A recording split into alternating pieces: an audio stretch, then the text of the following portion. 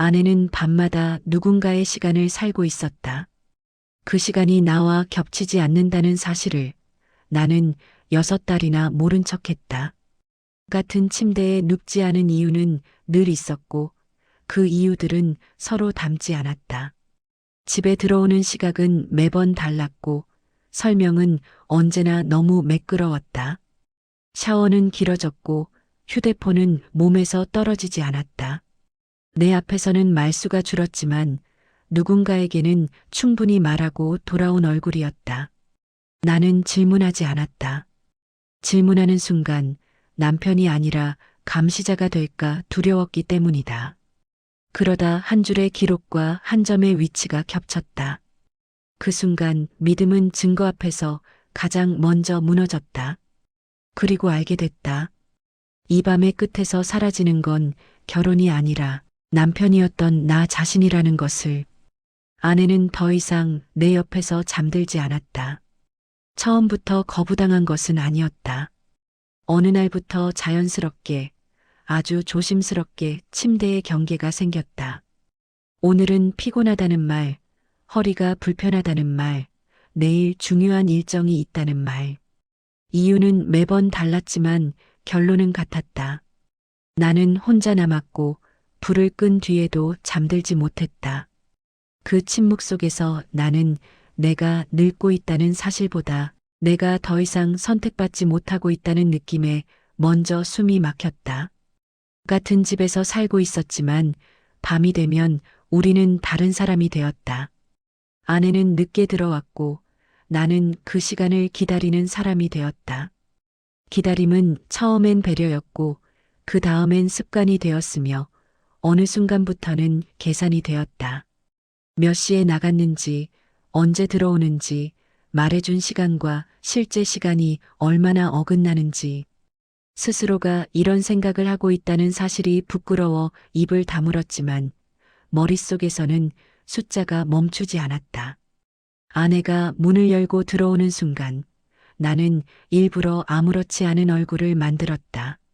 묻지 않는 것이 성숙한 남편이라 믿었기 때문이다. 오래 산 부부는 서로를 다 이해하지 않아도 된다고, 이 나이에 질투는 추하다고 스스로를 훈계했다. 그러나 눈은 속이지 못했다. 샤워는 점점 길어졌고 욕실에 남는 향은 예전과 달랐다. 그 향이 무엇인지 정확히 알지는 못했지만 분명히 내가 함께 고르던 냄새는 아니었다. 밤이 깊어질수록 침대는 넓어졌고 나는 점점 작아졌다. 아내는 휴대폰을 손에서 놓지 않았고 화면은 언제나 아래를 향해 있었다.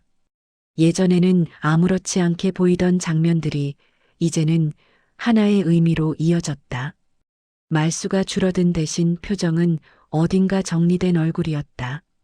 하루를 마치고 돌아온 사람의 얼굴이라기보다 이미 다른 시간을 살고 온 사람처럼 보였다. 나는 여전히 아무 말도 하지 않았다. 묻는 순간 남편이 아니라 의심하는 사람이 될 것 같았기 때문이다. 의심은 사랑보다 먼저 관계를 무너뜨린다고 믿었다.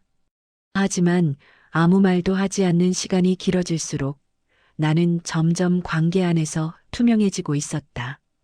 같은 공간에 있지만 존재하지 않는 사람처럼, 아내의 밤에서 지워진 사람처럼 느껴졌다.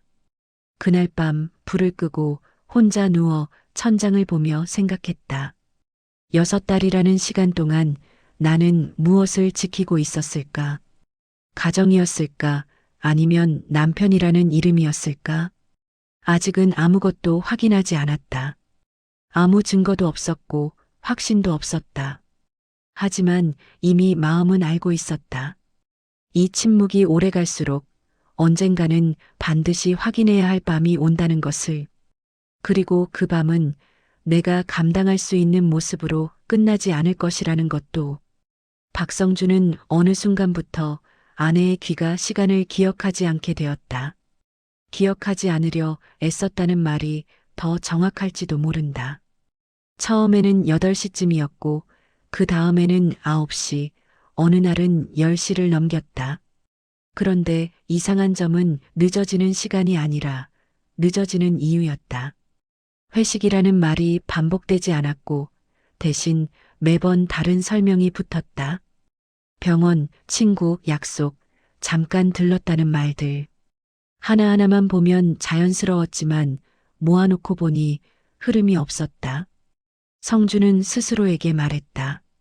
예순을 넘긴 부부에게 정확한 귀가 시간은 중요하지 않다고. 서로의 일정을 다 공유하지 않아도 되는 나이라고. 하지만 그 말은 위로가 아니라 변명이었다. 아내가 말해준 시간과 실제 문이 열리는 순간 사이의 간격이 점점 벌어지고 있다는 사실을 그는 이미 알고 있었다. 시계를 보지 않으려 해도 눈은 자연스럽게 숫자를 찾았다. 어느 날 아내는 9시쯤 들어온다고 말했다. 성주는 그 말을 기억하지 않으려 애썼지만 9시가 지나고도 문은 열리지 않았다. 10시가 되었고 10시 반이 되었고 그 사이에 휴대폰은 울리지 않았다.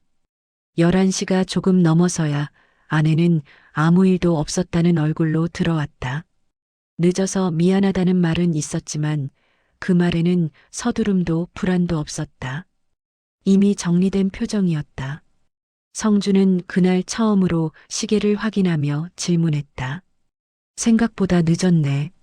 그 말은 비난도 추궁도 아니었다. 그저 사실에 가까운 문장이었다. 하지만 아내는 잠시 멈췄고 그 짧은 멈춤이 성준을 불안하게 만들었다. 곧바로 이어진 설명은 자연스러웠지만 그 멈춤은 설명되지 않았다. 성준은 그 순간 깨달았다. 시간보다 무서운 건 그 사이에 생기는 공백이라는 것을. 그 이후로 성준은 귀가 시간을 마음속에 기록하기 시작했다. 종이에 적지는 않았지만 머릿속 어딘가에 날짜와 시간을 쌓아두었다. 같은 요일, 비슷한 시간대, 반복되는 늦은 밤. 그는 자신이 탐정처럼 행동하고 있다는 사실이 싫었지만 멈출 수 없었다. 묻지 않기 위해서는 더 많이 알아야 했고 더 많이 알수록 묻고 싶은 말은 늘어났다. 아내는 점점 말을 줄였다. 대신 단정해졌다. 늦어지는 밤에도 흐트러짐이 없었고 집에 들어오는 순간 이미 하루를 다 마친 사람처럼 보였다. 성주는 그 얼굴을 보며 생각했다. 저 얼굴은 어디에서 만들어진 걸까? 집이 아닌 다른 공간에서 다른 사람들과 함께 보낸 시간의 결과는 아닐까? 그 생각은 곧바로 스스로에 대한 자책으로 이어졌다. 이런 상상을 하는 자신이 초라하게 느껴졌기 때문이다. 하지만 의심은 한번 시작되면 멈추지 않았다. 성주는 그날 밤 침대에 누워 아내가 말해준 시간과 실제 시간의 차이를 다시 떠올렸다. 그 차이는 몇 분이 아니라 설명되지 않는 시간이었다. 그리고 그는 알았다. 이 어긋남은 우연이 아니라 반복이라는 것을. 아직은 아무것도 확정할 수 없었지만 한 가지는 분명해졌다. 아내의 밤은 더 이상 그와 같은 속도로 흐르지 않고 있었다. 변화는 아주 사소한 것에서 시작됐다. 아내가 먼저 달라졌다는 사실을 나는 한참 뒤에야 인정했다. 아니, 인정하고 싶지 않았다. 오래 산 부부에게 변화는 자연스러운 것이라 믿었고 나이 들수록 몸을 더 챙기는 건 당연하다고 스스로를 설득했다. 하지만 어느 순간부터 그 자연스러움이 설명되지 않는 방향으로 흐르고 있다는 걸 느꼈다. 샤워 시간이 길어졌다. 예전에는 금방 끝나던 시간이 이제는 한참이 걸렸다. 물소리가 멈춘 뒤에도 아내는 바로 나오지 않았고 거울 앞에 서 있는 시간이 늘어났다. 수건을 두르고 나오는 대신 머리를 말린 채로 방으로 들어왔다. 그 모습이 이상해서가 아니라 낯설어서 마음이 걸렸다. 나와 함께 살던 사람의 행동이 아니라 누군가를 의식하는 사람의 몸짓처럼 보였기 때문이다. 옷도 달라졌다. 집안에서 편하게 입던 옷 대신 몸에 선이 드러나는 옷이 늘었다. 속옷은 더 말할 것도 없었다. 언제부터인지 내가 보던 색과 질감이 아니었다. 새 것이었고 자주 바뀌었다. 나는 그 사실을 일부러 외면했다.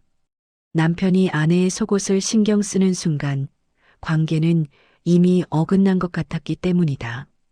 하지만 눈은 자꾸 그쪽으로 향했고 마음은 더 자주 불편해졌다. 향도 바뀌었다. 예전에 쓰던 향은 내가 함께 고른 것이었다. 은은하고 오래 남지 않는 냄새였다.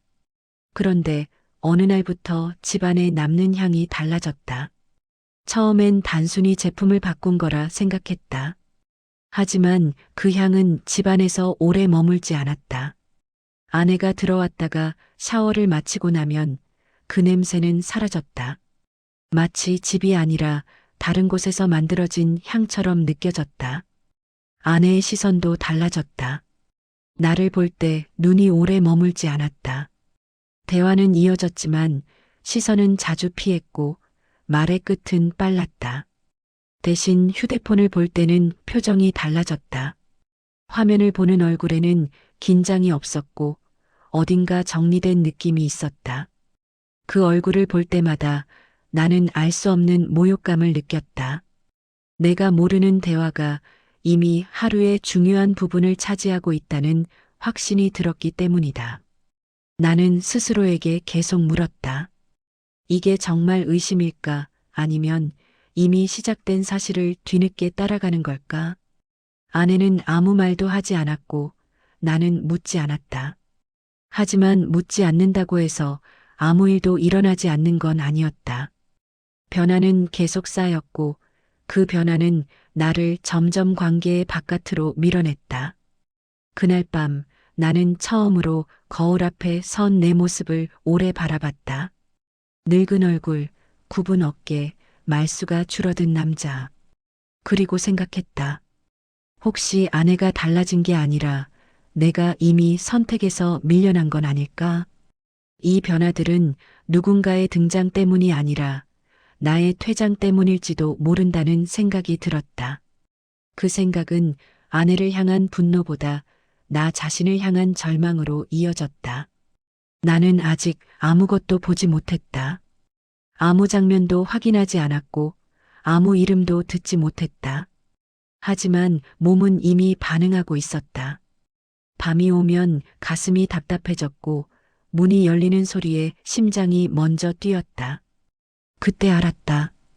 의심은 증거가 있어야 시작되는 게 아니라 변화가 반복될 때 이미 완성된다는 것을.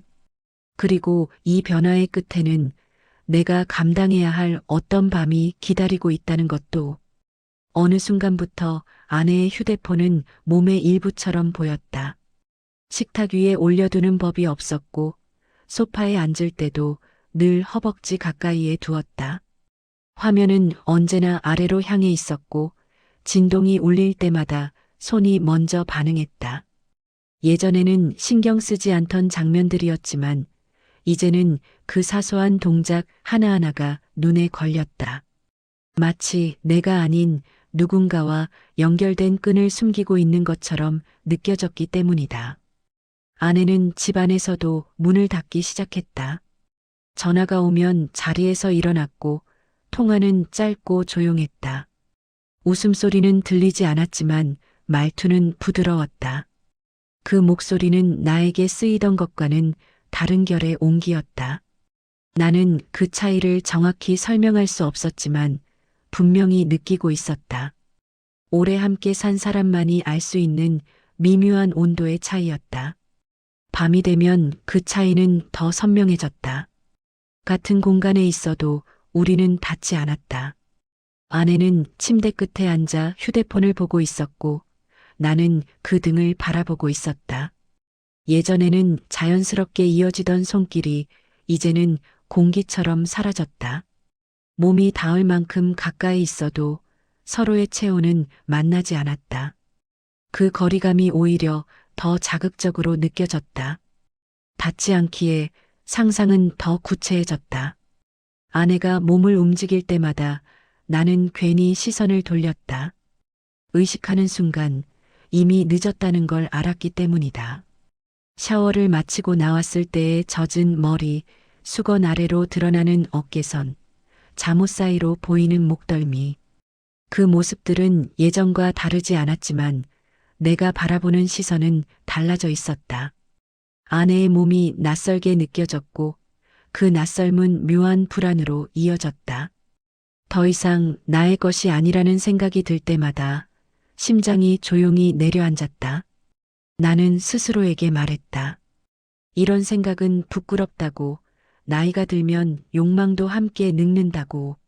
하지만 몸은 말을 듣지 않았다. 아내가 휴대폰을 내려놓고 잠자리에 들 때 나는 오히려 더 잠들지 못했다. 불을 끈 뒤에도 아내의 숨소리가 의식됐고 그 숨소리가 나를 향하지 않는다는 사실이 더 또렷하게 느껴졌다. 같은 침대에서 등을 맞댄 채 우리는 각자의 밤을 살고 있었다. 어느 날 아내의 휴대폰 화면에 스쳐 지나간 문장 하나가 눈에 들어왔다. 끝까지 보지 못했지만 그 짧은 문장은 이상하게 오래 남았다.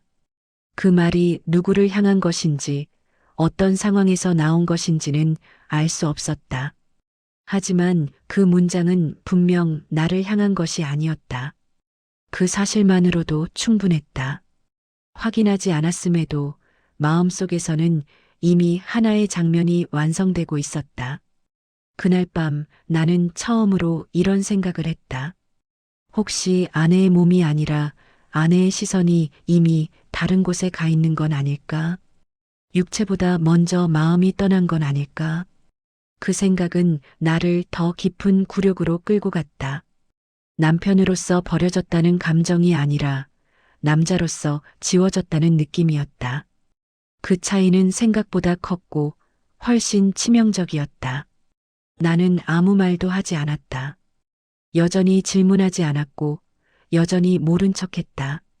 하지만 침묵 속에서 상상은 점점 구체해졌고 그 상상은 나를 잠들지 못하게 했다. 그때 알았다. 이 밤은 단순한 의심의 밤이 아니라 이미 관계가 다른 방향으로 흘러가고 있다는 신호라는 것을.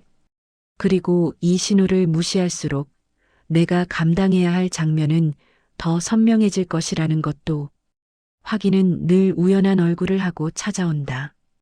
그날도 그랬다. 일부러 찾은 것은 아니었다. 집안 서랍을 정리하다가 무심코 눈에 들어온 종이 한 장. 병원 이름과 날짜, 그리고 내가 알지 못하는 시간대가 적혀 있었다. 나는 그 종이를 한참 들여다봤다. 무언가를 찾으려는 마음보다는 아무것도 발견하지 않기를 바라는 마음이 더 컸다. 아내는 그날 병원에 간다고 말하지 않았다. 오히려 집에 일찍 들어올 거라고 했던 날이었다. 기억은 분명했다. 저녁을 함께 먹자고 했고 나는 그 말을 믿었다. 그런데 기록에 적힌 시간은 저녁이었다. 그것도 내가 혼자 식탁에 앉아 있던 시간과 정확히 겹쳤다. 그 겹침이 나를 불편하게 만들었다. 단순한 일정 변경일 수도 있었지만 왜 말하지 않았는지가 먼저 떠올랐다. 나는 그날을 다시 떠올렸다. 아내가 집에 들어왔던 시간, 그때의 얼굴, 말투, 표정. 아무 일도 없었다는 듯 자연스러웠고 설명도 필요 없다는 태도였다. 그 자연스러움이 이제는 이상하게 느껴졌다. 무언가를 숨기기 위해 준비된 얼굴처럼 보였다. 그 생각이 떠오르자 손에 쥔 종이가 갑자기 무겁게 느껴졌다. 병원 기록은 담담했다. 누구에게도 설명하지 않는 문장들. 진료 시간, 과목, 간단한 메모. 감정은 없었고 변명도 없었다. 그 냉정함이 오히려 잔인했다. 아내의 말보다 이 기록이 더 솔직해 보였다. 나는 그 차이를 받아들이는데 시간이 필요했다. 말은 사람을 안심시키지만 기록은 부정하지 않는다는 사실을 그때 처음으로 실감했다. 그날 이후로 나는 아내의 말을 그대로 듣지 않게 되었다. 말 뒤에 숨은 시간을 떠올렸고 설명되지 않은 공백을 먼저 생각했다. 아내가 무심코 흘린 일정 하나하나가 내 머릿속에서 다시 조립되었다. 그 조립은 점점 한 방향을 향해 갔다. 아직 이름을 붙일 수는 없었지만 이미 결론에 가까워지고 있다는 느낌이 들었다. 밤이 되자 기록 속 시간들이 머릿속에서 살아 움직이기 시작했다. 병원이라는 공간은 이유를 제공했지만 동시에 새로운 의문을 남겼다. 왜 그 시간이어야 했는지, 왜 그날이었는지, 왜 나에게 말하지 않았는지. 질문은 늘어났고 답은 없었다. 대신 상상이 자리를 차지했다. 병원 문을 나선 뒤에 아내, 그 다음 행선지, 그리고 그 시간의 끝에 있는 장면들. 나는 그 상상을 애써 밀어냈다. 아직은 아니라고, 아직은 확인하지 않았다고 스스로를 붙잡았다. 하지만 몸은 이미 반응하고 있었다. 가슴이 답답해졌고 숨이 짧아졌다. 침대에 누워도 잠이 오지 않았고 눈을 감으면 기록에 적힌 숫자들이 떠올랐다. 그 숫자들은 단순한 시간이 아니라 내가 함께하지 못한 밤의 일부처럼 느껴졌다. 그때 깨달았다. 이건 더 이상 의심의 문제가 아니라는 것을. 믿음이 깨진 순간부터 관계는 이미 다른 단계로 넘어가 있다는 것을. 병원 기록은 결정적인 증거가 아니었지만 되돌아갈 수 없는 선을 넘게 만들었다.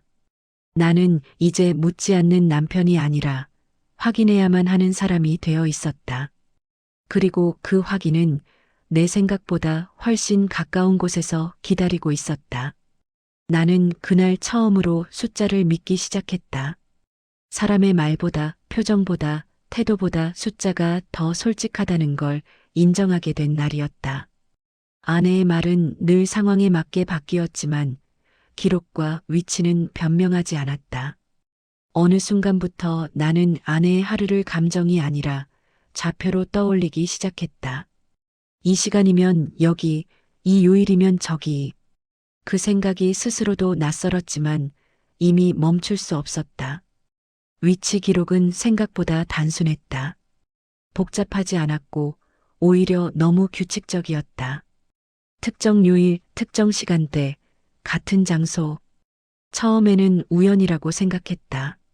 하지만 2번, 3번, 4번이 겹치자 우연이라는 말은 설득력을 잃었다. 병원이라고 하기에는 설명되지 않는 위치였고 친구의 집이라고 하기에는 반복이 지나쳤다.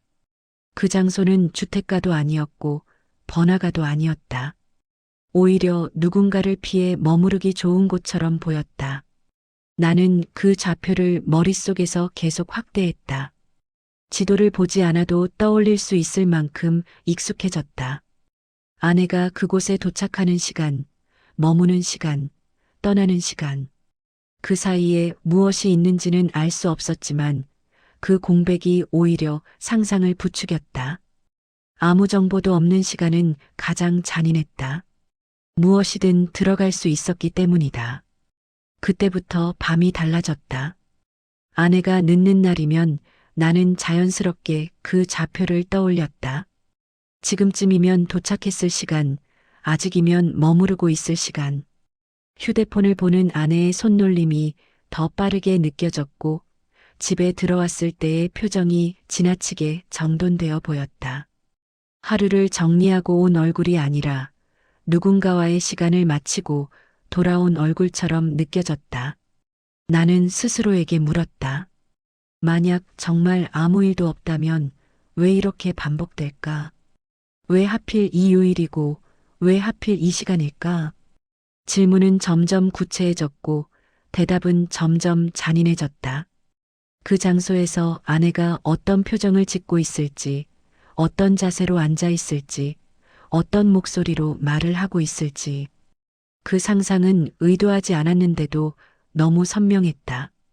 상상이라는 걸 알면서도 몸은 이미 사실처럼 반응하고 있었다. 어느 날 밤 아내가 평소보다 조금 늦게 들어왔다. 평소와 같은 요일, 같은 시간대였다. 나는 아무 말도 하지 않았지만 그날은 숨이 가빠졌다. 아내가 외투를 벗고 가방을 내려놓고 아무 일도 없었다는 듯 움직이는 모습을 보며 생각했다. 이 평온함은 어디에서 만들어진 걸까? 집이 아닌 다른 공간에서 충분히 소비된 감정이 아닐까? 그 생각이 들자 이유 없는 분노보다 더 깊은 굴욕이 밀려왔다. 그날 밤 나는 거의 잠들지 못했다. 눈을 감으면 좌표가 떠올랐고 시간을 계산하게 됐다. 그 장소에서의 시작과 끝, 그 사이에 있을 수 있는 모든 장면들. 직접 본 적도 들은 적도 없었지만 머릿속에서는 이미 하나의 밤이 완성되어 있었다. 그리고 그 완성된 상상은 실제 장면보다 더 나를 괴롭혔다. 그때 깨달았다. 나는 이제 의심하는 남편이 아니라 이미 답을 알고 있는 사람처럼 행동하고 있다는 것을. 확인하지 않았지만 부정할 수도 없었다.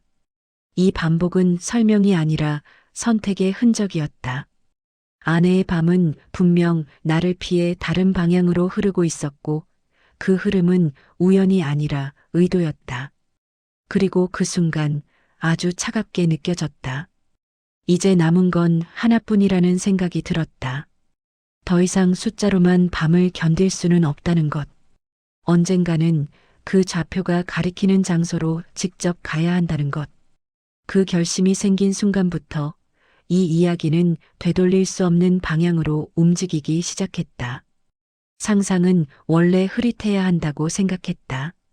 보지 않은 것은 선명해질 수 없고 확인되지 않은 장면은 오래 머물지 않는다고 믿었다.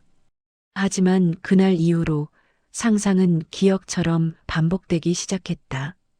아내가 늦는 밤이면 나는 자연스럽게 그 장소를 떠올렸고 그 장소 안에 있는 아내의 모습을 그려냈다. 그 상상은 내가 원해서 만든 것이 아니었다. 이미 반복된 시간과 좌표가 알아서 장면을 완성하고 있었다. 나는 아내가 그 공간에 들어서는 모습을 떠올렸다. 문을 열고 들어갈 때의 표정, 집에서는 보지 않던 가벼운 숨, 조금 풀린 어깨, 그곳에서는 나와 있을 때보다 더 편안한 얼굴을 하고 있을 것 같았다. 그 생각만으로도 가슴이 조여왔다. 상상 속의 아내는 웃고 있었고 그 웃음은 분명 나를 향한 것이 아니었다. 나는 그 장면을 애써 밀어냈다. 이건 내 불안이 만든 허상이라고, 확인되지 않은 그림일 뿐이라고 스스로를 붙잡았다. 하지만 상상은 멈추지 않았다. 앉아있는 자세, 고개를 기울이는 각도, 누군가의 말을 듣는 표정. 직접적인 모습은 떠올리지 않으려 애썼지만 오히려 그 빈자리가 더 많은 것을 채워 넣었다. 보지 않았기에 무엇이든 가능해졌다. 그 상상 속에서 나는 늘 부재였다. 아내의 시선이 닿지 않는 위치, 말이 건네지지 않는 자리. 나는 그 공간에서 완전히 지워져 있었다. 그 사실이 분노보다 더 깊은 굴욕으로 다가왔다. 배신보다 더 아픈 것은 필요 없어졌다는 감각이었다. 남편이 아니라 이미 과거가 된 사람처럼 느껴졌다. 어느 날 밤 아내가 평소보다 더 늦게 들어왔다. 나는 아무 말도 하지 않았고 아내 역시 아무 설명도 하지 않았다. 샤워를 마치고 나온 아내는 조용히 불을 끄고 돌아눕는 대신 한동안 휴대폰을 바라보고 있었다. 그 얼굴에는 하루의 피로보다 막 끝난 어떤 감정의 여운이 남아있는 듯했다. 나는 등을 보고 있었지만 그 여운이 나를 향한 것이 아니라는 건 분명히 느껴졌다. 그날 밤 나는 처음으로 아내의 숨소리를 불편하게 느꼈다. 같은 침대에 있으면서도 그 숨은 나와 상관없는 리듬으로 흐르고 있었다. 아내의 몸은 가까웠지만 마음은 아주 먼 곳에 있었다. 그 거리감이 오히려 더 자극적이었고 더 잔인했다. 닿을 수 없는 것을 의식하는 순간 욕망은 좌절로 바뀌고 좌절은 자괴감으로 이어졌다. 나는 문득 이런 생각을 했다. 혹시 이 상상이 틀린 게 아니라 이미 늦은 건 아닐까? 아내의 밤이 나 없이 완성되고 있다면 내가 확인해야 할 것은 장면이 아니라 사실일지도 모른다는 생각. 그 생각은 나를 더 이상 침대에 눕혀두지 않았다. 누워 있어도 잠들 수 없었고 눈을 감아도 장면은 사라지지 않았다. 그날 새벽 나는 알았다. 이 상상은 멈추지 않을 것이라는 걸. 확인하지 않는 한 이 밤은 계속 반복될 것이라는 걸. 그리고 언젠가는 이 상상보다 훨씬 잔인한 장면을 직접 마주하게 될지도 모른다는 것을. 그 깨달음은 공포였지만 동시에 결심이기도 했다. 나는 더 이상 상상 속에서만 무너질 수는 없다는 생각을 처음으로 하게 되었다. 그날은 계획하지 않았다. 결심이란 늘 그렇게 찾아온다. 미리 준비된 얼굴이 아니라 더는 견딜 수 없다는 몸의 반응으로. 아내가 집을 나선 뒤 나는 잠시 소파에 앉아 있었다. 텔레비전은 켜져 있었지만 화면은 보이지 않았다. 머릿속에는 하나의 생각만 남아 있었다. 오늘이면 끝내야 한다는 생각이었다. 차에 올라타는 순간부터 손이 떨렸다. 목적지는 이미 정해져 있었다. 수없이 머릿속으로만 가보았던 곳, 좌표로만 존재하던 장소. 그 길은 이상하리만치 막히지 않았고 신호는 번번이 맞아떨어졌다. 마치 오늘 밤을 위해 비켜주는 것처럼. 그 평온함이 오히려 불안했다. 너무 순조로운 길은 언제나 대가를 요구한다는 걸 나는 알고 있었다. 도착했을 때 주차장은 조용했다. 늦은 시간이라 불이 듬성듬성 켜져 있었고 사람의 기척은 거의 없었다. 나는 차를 세운 뒤 바로 내리지 못했다. 시동을 끄고도 한참을 그대로 앉아 있었다. 손목시계를 보았다. 머릿속으로 계산하던 시간과 정확히 겹쳤다. 이 시간이면 늘 이곳이었다. 그 사실이 가슴을 세게 눌렀다. 멀리서 문이 열리는 소리가 났다. 나는 고개를 들었다. 그리고 숨을 멈췄다. 아내의 모습이 보였다. 집에서 나설 때와 크게 다르지 않은 차림이었지만 어딘가 정돈된 느낌이 있었다. 걸음은 빠르지 않았고 망설임도 없었다. 그 모습은 익숙하면서도 낯설었다. 집으로 돌아오는 사람이 아니라 이미 목적을 마친 사람의 걸음처럼 보였다. 나는 차 안에서 움직이지 않았다. 문을 열 생각도 다가갈 생각도 하지 못했다. 대신 그 장면을 있는 그대로 받아들이려 애썼다. 아내는 주변을 한번 둘러본 뒤 누군가를 향해 고개를 끄덕였다. 그 짧은 동작이 나를 무너뜨렸다. 집에서는 보지 못하던 반응이었다. 설명도 필요 없는 신호처럼 보였다. 잠시 후 다른 사람이 보였다. 얼굴을 똑바로 보지는 못했다. 하지만 존재는 분명했다. 아내와 나란히 서는 순간 둘 사이에는 거리감이 없었다. 너무 자연스러워서 오히려 오래된 장면처럼 느껴졌다. 나는 그 모습을 보며 생각했다. 이건 우연이 아니라고. 오늘 하루의 선택이 아니라 반복된 밤의 결과라고. 그때 처음으로 이런 감정이 밀려왔다. 분노도 슬픔도 아니었다. 그보다 먼저 찾아온 것은 굴욕이었다. 내가 그 장면의 바깥에 서 있다는 사실. 아내의 밤이 완성되는 순간에 나는 필요 없는 사람이 되어 있었다. 시간이 얼마나 흘렀는지 알 수 없었다. 아내와 그 사람은 짧은 대화를 나눈 뒤 건물 안으로 들어갔다. 문이 닫히는 소리가 들렸고 불빛이 사라졌다. 그 순간 가슴이 텅 비는 느낌이 들었다. 확인하고 싶었던 것은 장면이었지만 막상 확인한 것은 내 자리였다. 더 이상 그 안에 내가 없다는 사실이었다. 차 안에 혼자 남아 나는 한참을 움직이지 못했다. 핸들을 잡은 손에 힘이 들어갔고 숨은 얕아졌다. 이제 돌아가야 한다는 생각이 들었지만 돌아갈 집이 예전과 같지 않다는 것도 알고 있었다. 오늘 밤 이전으로 돌아갈 수 없다는 사실이 그제야 분명해졌다. 그날 밤 나는 처음으로 알았다. 확인은 사람을 자유롭게 하지 않는다는 것을, 오히려 더 무겁게 묶어둔다는 것을, 그리고 이 밤은 끝이 아니라 더 잔인한 장면의 시작이라는 것을. 나는 그 자리에 오래 머물지 않았다. 더 보고 싶지 않았고 더 확인할 필요도 없었다. 이미 충분했다. 차를 몰고 집으로 돌아오는 길은 이상하게도 기억이 나지 않는다. 분명히 운전대를 잡고 있었는데 도착했을 때는 이미 주차장이었다. 몸은 움직였지만 마음은 아직 그 장소에 남아 있었다. 집에 들어오니 불이 꺼져 있었다. 아내는 아직 돌아오지 않았거나 이미 다른 밤을 살고 있을 시간이었다. 신발을 벗고 들어오면서 문득 깨달았다. 이 집에서 나 혼자라는 사실이 이렇게 또렷하게 느껴진 적이 있었던가. 예전에도 혼자 있는 밤은 있었지만 그때와는 달랐다. 그때의 고독은 기다림이었고 지금의 고독은 확정이었다. 나는 소파에 앉아 그대로 한참을 있었다. 텔레비전도 켜지지 않았고 휴대폰도 보지 않았다. 대신 머릿속에서는 방금 본 장면이 반복됐다. 아내의 고개 끄덕임, 그 사람과 나란히 서 있던 모습, 자연스럽게 닫히던 문. 그 장면 속에서 가장 분명했던 것은 내가 필요 없었다는 사실이었다.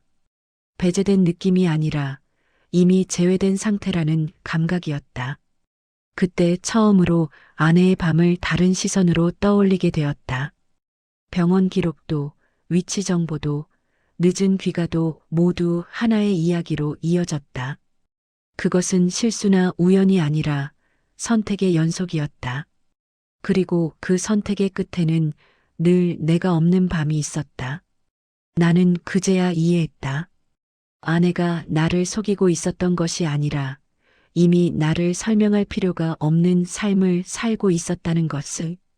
문이 열리는 소리가 났다. 나는 고개를 들지 않았다.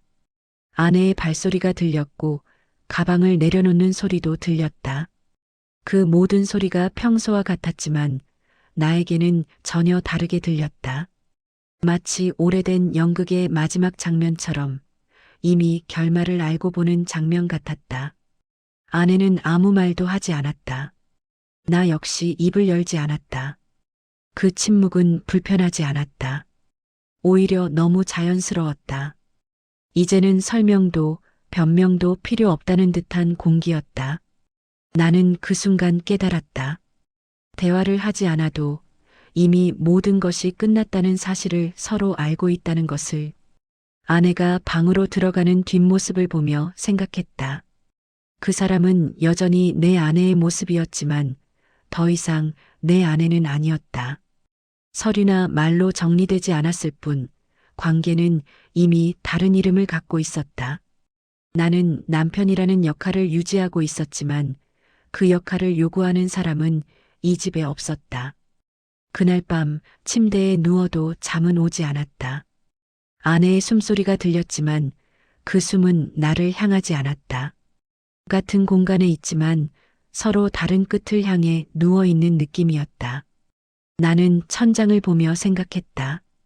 언제부터 이렇게 되었을까? 아니, 언제 끝났을까? 그 질문에는 답이 없었다. 하지만 한 가지는 분명했다. 오늘 밤 이후로 나는 다시 예전의 남편으로 돌아갈 수 없다는 것.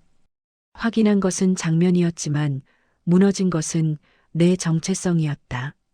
그날 밤 나는 처음으로 그 사실을 받아들이기 시작했다. 아침이 왔지만 아무것도 새로 시작되지 않았다. 해는 어제와 같은 각도로 들어왔고 집안의 공기도 변하지 않았다. 달라진 건 나뿐이었다. 거울 앞에 서 있는 내 얼굴은 분명 어제의 나와 같았지만 그 안에 담긴 의미는 완전히 달라져 있었다. 나는 여전히 이 집에 있었지만 이 집의 남편은 아니었다. 아내는 평소와 다르지 않게 움직였다. 간단히 아침을 준비했고 말은 많지 않았다. 예전에도 그랬기에 이상하지 않을 수 있었지만 이제는 그 평온함이 오히려 잔인하게 느껴졌다. 아무 일도 없었던 것처럼 흘러가는 시간 속에서 나는 확신했다. 어젯밤의 장면은 나만의 지옥이 아니었다는 것을, 아내에게는 이미 지나간 일 정리된 하루였다는 것을. 나는 묻지 않았다. 왜였는지, 언제부터였는지, 누구였는지. 그 질문들은 더 이상 의미가 없었다. 답을 듣는 순간 관계가 되살아나는 것도 아니었고 내가 다시 남편이 되는 것도 아니었다. 오히려 그 질문들은 마지막 남아있던 존엄마저 흔들 것 같았다. 나는 이미 충분히 많은 장면을 보았고 충분히 많은 밤을 잃었다. 아내와 마주 앉아 밥을 먹으며 문득 이런 생각이 들었다. 우리는 아직 부부의 형식을 유지하고 있지만 내용은 오래전에 사라졌다는 생각. 함께 산 시간은 기록으로 남아있지만 함께 사는 의미는 이미 끝났다는 생각. 그 깨달음은 슬픔보다는 묘한 허탈감으로 다가왔다. 마치 오래 붙잡고 있던 물건을 내려놓는 순간처럼 손이 먼저 가벼워졌다. 나는 그날 오후 혼자 밖으로 나갔다. 목적지는 없었다. 다만 이 집 밖에서 숨을 쉬고 싶었다. 걷다 보니 문득 내가 누구였는지 떠올렸다. 남편이기 전에 한 사람의 남자였고 누군가의 선택이기 전에 스스로의 삶이 있었던 존재. 그 기억이 너무 오래전 일처럼 느껴져 가슴이 저려왔다.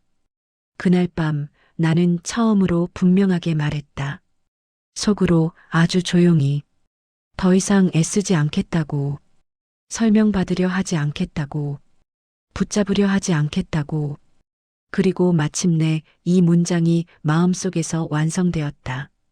그날 나는 더 이상 남편이 아니었다. 그 문장은 패배 선언이 아니었다.